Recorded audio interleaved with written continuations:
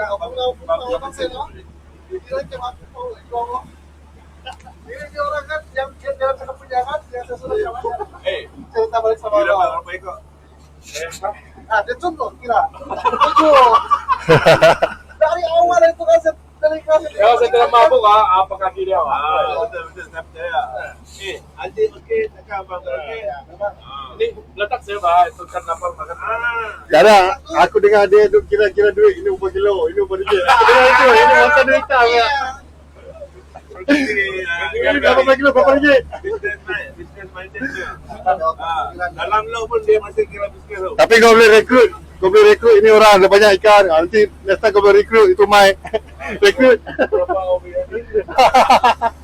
Kalau you mau rekrut, kita mai tak payah bayar.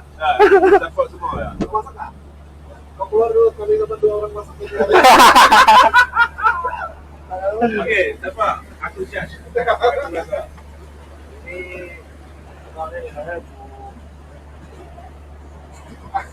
serai nah mas kan serai kan sup kalian Tu lah. mau kentang Makan kentang. Halia sikit. ya kau punya perut mana orang makan dia saya orang tua apa boleh tua saya sehat itu rasa sehat Tapi kalau Thailand, yang pula tau, yang pula. Oh, kalau Dia rebus saja, dia tak makan dengan nasi.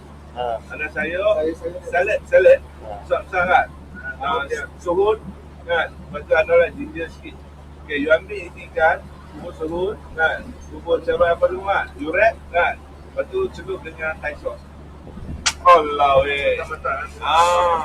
tapi ada satu daun yang bau yang satu-satu itu saya tidak boleh Mau macam petai kan? itu yang bagus lah Petai you makan? saya makan sama tidak itu lain Oh, macam petai kan? nah Itu susah dapat tau. Kalau